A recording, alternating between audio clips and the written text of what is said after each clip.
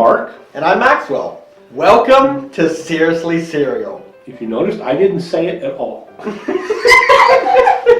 Thanks to our supporters on Patreon, we now support and produce 2 episodes every Saturday.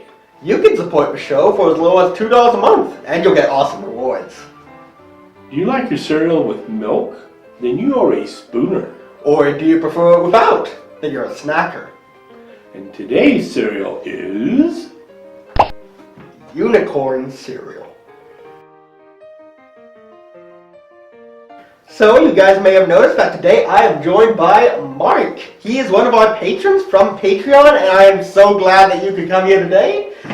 Today he's going to be the spooner, I am the snacker, and yeah, what do you think of this unicorn cereal? As I pick up the cup, I look at it, and it looks like a combination of Trix and maybe Fruit Loops.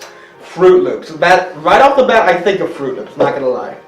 Like, or a little bit of Apple Jacks, because they have like that, I don't think it's going to like pick up from here, but like they have these little like white dots. You know how Apple Jacks is like the regular? Yeah. Well, being I'm an old guy, I can remember when a lot of these original cereals started out. Mm-hmm. Now, you had, way back when, you had, of course you had the basics. Yeah. You had regular old cornflakes. Mm-hmm. That was kind of the start. Kellogg's cornflakes go all the way back, and there's a whole big long story about that. In fact, I think you even talked about it on one episode, about the history of cornflakes. Mm-hmm. But then you started doing things like Cheerios and all these other things. And now all of a sudden along came Kix. Remember Kix? I remember Kix. I actually don't mind Kix that much. And then somebody came up with a bright idea. Let's make flavorful Kix. And they came out with Trix. Oh. And then the infamous, you remember? Trix are for kids. Yep. Okay. Which drove all nuts. So that's, when I look at that, I think of Trix. Even though, like you said, it's probably more like Fruit Loops or Apple Jacks. And all those other ones. When Trix became like those spheres, the color reminds me of these. Like it has that similar like pale pink, pale blue, pale purple look to it. You know what I'm saying? Yep. Yeah. I will have to admit that I never really paid attention to the color of the cereal. Yeah. Like, I'm an old guy.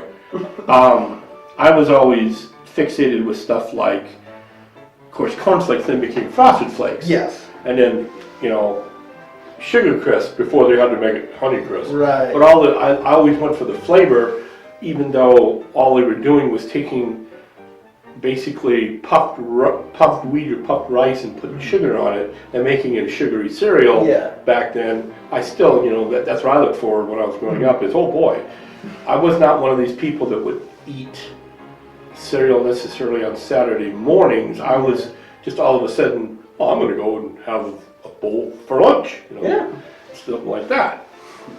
I totally see where you're coming from there. Honestly, I sometimes I'll just like, if I want a little more for my meal, I'd like just get a bowl of cereal. Magic cupcake flavor though. So, okay, here's what I'm thinking this is gonna taste like. I'm thinking that it's gonna taste like vanilla.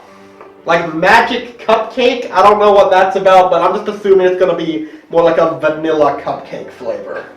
I think what's going to happen is somebody sitting in the cereal lab is screwing around with flavors. And he's going to sit there and go, I've come up with this new flavor, and it's called cupcake. And he's going to make it the most bizarre tasting thing you can possibly think, and to him, it's going to taste like a cupcake. We will see. Or to her. We don't want to, we got to make gender inclusive here. Mm-hmm. I mean, it's like, there are so many flavors that like claim to taste like something, but they're not. Like the Frosted Flakes banana cream pie, that really didn't. Oh yeah. Yeah, I was like, I kind of like tasted it, but like that's not. Oh, you know what's a great example? The powdered mini donut cereal. That's a thing now. I know. I think I saw that episode. Yeah. I watched your episodes and I go, like I said, there's some guy sitting in a laboratory some places at Kellogg's or Post or whatever else all the other cereal places are, in addition to some Chinese knockoff company. And they're coming up with all these weird flavors. And of course, like I said, they're going to sit there and think it's the best thing since sliced bread. That is one thing I gotta admit I do love. I love generic brand names so freaking much. Like, what's a good example? Like Frosted Flakes. It's like frosted. Yeah, whatever. Bits. Yeah. It's like they come up with the most generic names, and I'm like, that's like a parody out of an off-brand Going name. generic and completely off the subject. But have you ever noticed that when you go to like one of these places that sells really cheap cereal, a knockoff brand, some brand you never heard about, like dollars, and especially, well, I don't want to get sued by other people, so I won't mention their name. But you get those boxes, and they'll say like something like Frosted Flakes. And then you notice that the quality is, you could tell that basically what they did was they took a bunch of flakes and just kind of dumped sugar on it. There was very little attempt to actually adhere the sugar to the flakes. So you'll get one flake with a whole bunch of sugar on it, and the next flake with none. You know? And you're sitting there trying to eat it, and you're going, well, wait a minute, this is weird. This isn't like normal Tony the Tiger. This is like, Alley Cat flakes or something like that. They're all right. Exactly. Yeah, you never know what you're gonna get with off-brand. It's like sometimes it's like, oh yeah, this is totally like exactly like it. I could get this anytime and save $1. Other times it's like, oh no. Just to wrap up my impressions of this box, though, we got a few activities here. We got a little coloring thing. I guess you could color on cardboard. I don't know how I can do that, but once again, being old, I remember when they first started doing all this stuff with all these boxes. Yeah. They used to have two things. First of all, they used to have prizes in them first. Yes. Then apparently somebody came up with the idea of, well, I don't know if some kids swallowed the prize or it got too expensive to put the prize in there. Then all of a sudden they figured, well, I know what we'll do.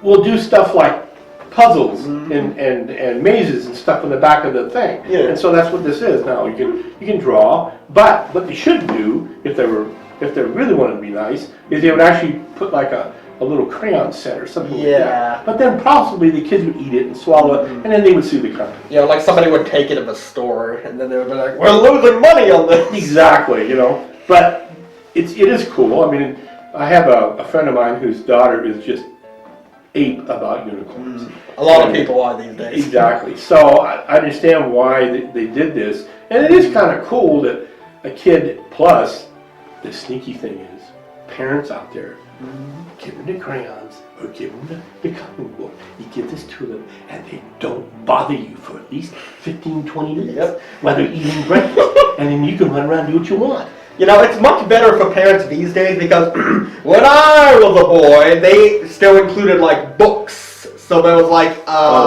Click Clack Moo Cows That Type. But Jen still had to read that to me. So yeah, that didn't do anything. Way back when, I'm trying to remember what cereal it was, but there was actually one cereal that started putting this Kitty's newspaper on the back. Yeah. With Kids News. And it was back in the late 50s, early 60s. And the whole idea was, well, this will give the kids something to read at breakfast time and help with their reading. Actually, once again, what it was the whole idea of this will keep the kids busy so they won't bother mom and dad for at least 5 or 10 minutes and eat their cereal quietly and let him eat his ham and eggs or her eat her ham and eggs or whatever. If that was out when I was young, I'd be like, Mommy, what is it? What does it say? So, before we jump right into this, I think there is one thing you have to do, because that's the other activity. What's your unicorn name? And here's what it looks like. Basically what it is you take the first letter of your name and see which word corresponds to that letter then add the month you were born, and add the words that correspond to the month. So, Mark, do you want to go first, or should I I am going to be a curmudgeon. I am not a unicorn person. I do not have unicorn names. If I was going to have names, I would have a T-Rex name. I would have a saber-toothed cat name. I would even have a mammoth name. I don't do unicorns. If my friend's daughter was over here, then could do the unicorn name. Honestly, I would prefer a Brontosaurus name, but for the sake of what everybody's waiting for, I'll take the bullet for this one. Alright. Okay, so M is Violet, and I was born in November. Okay, we've got... ladies and gentlemen, it is me, Violet Starshine Blazer, the newest My Little Pony character, coming soon. And now you know why I don't do that. Oh my... I haven't been a snacker in a long time, so this is going to be actually pretty cool. I'll try not to slop this all over the place. Oh, I'll do this as the old man who has no teeth routine. Oh my gosh. It's totally cool. I have like spilled milk in my shirt at one point.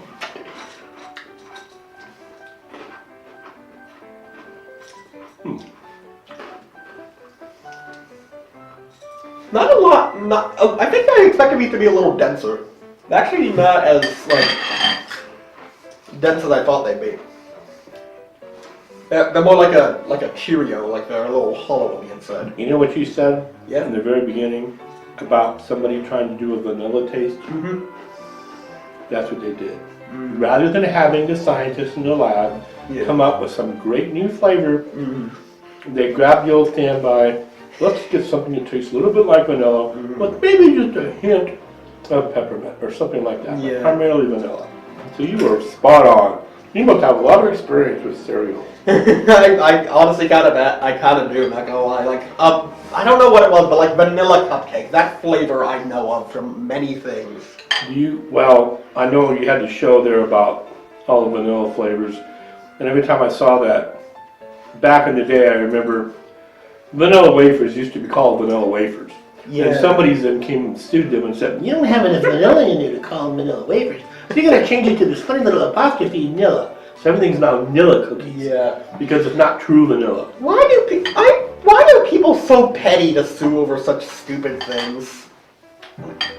That's a quick bug. You Seriously. hit the word right on the head. Petty. We're not talking about the late rock star. We're talking about the individuals that's all they worry about is the little stuff. Yeah. These are actually a lot of different shapes and sizes. Like this one is like two fused together, but it's actually not. It's like they've made two and they just never separated them. Well, that's what happened. As they're going through that big, huge conveyor belt, they're not exactly, shall we say, exact. They don't exactly have exact measurements or anything like that. They're just trying to get the stuff out there. Yeah. But you watch, somebody will sue over the fact that they didn't break apart. Well, they don't crumble. Exactly. In my opinion, this taste is... Hang on, let me try one more. It's not bad, but it's very familiar. I can't place what it is, but I've tasted this before, and it's like a very, very generic, like lowest common denominator vanilla flavor. Yeah, well, yeah. How about, I'm trying to remember, I think there was a non-sugar coated alphabets. Yeah. Cereal when it first started out. And that's, if there was such, or maybe my memory is just shot. But I thought there was a sugar coated alphabets, and it might have been like a knockoff that was non-sugar. Yeah. That's kind of what it tastes like. Which is, I guess this is oats. I think so. I know, so that probably was a generic oat flavor. It reminds me of a sort of like a less extreme honeycomb flavor. Now that I'm talking about, Oh, okay, that yeah. cereal. It actually has like a similar texture too. Well, I have to admit, I never was a honeycomb person. I'm not gonna lie, I wasn't either. It has a very specific flavor. Yeah, I've always remembered true. that about it. Maybe it's because all those bees. You have to be careful of the honeycomb. You don't open up a bag or a box, then you have to watch all the bees flying around. Not fun. Yeah, it's a thing. But obviously the other colors aren't like separate flavors. But that's what it is. Yeah, lied to us. We're supposed to think that this is supposed to be grape flavored, and this is supposed to be like peppermint flavored, and this is supposed to be magic. Yeah, and I don't know what this is kind of berry flavored. I don't know. Okay, if it was blueberry, it would get like 10 more points because there we go. Blueberry cereal was fantastic. But it's interesting that it tastes kind of like vanilla, and yet vanilla isn't even in the name. Yeah, really weird.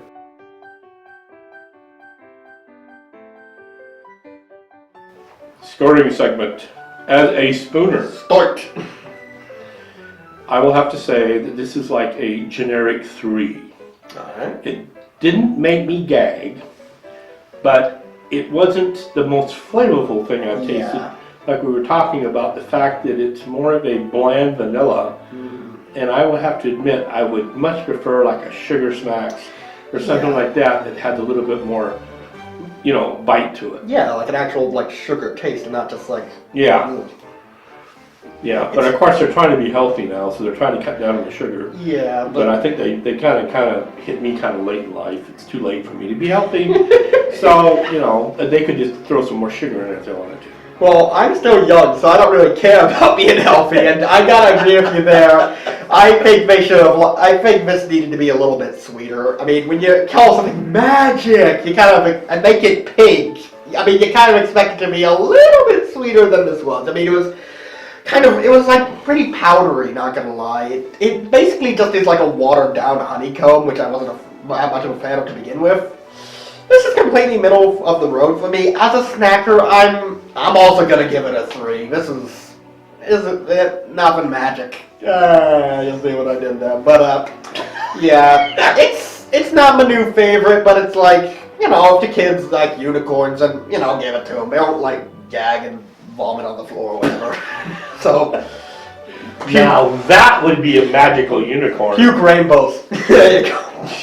But yeah, not a must-have, but I guess if you want to give it a try, go ahead. God, what a name for a cereal. Yes, seriously. Puke rainbows. You have to contact Kellogg. That's all there is to it. Make the milk rainbow. Exactly. That's what that cereal didn't do. It didn't make the milk change color. What good was it if it's a unicorn with the rainbow and the milk just stays the same color? Make it rainbow. I'm gonna sue. All there is to it. We're coming for you, Kellogg. We're coming for you.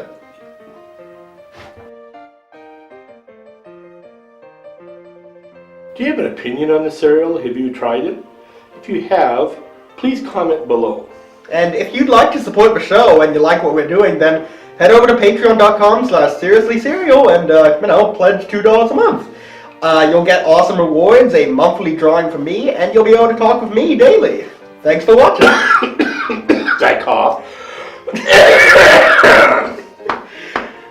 Thanks, you guys. That's the old person in me. Let it out. Yeah. Don't keep it inside.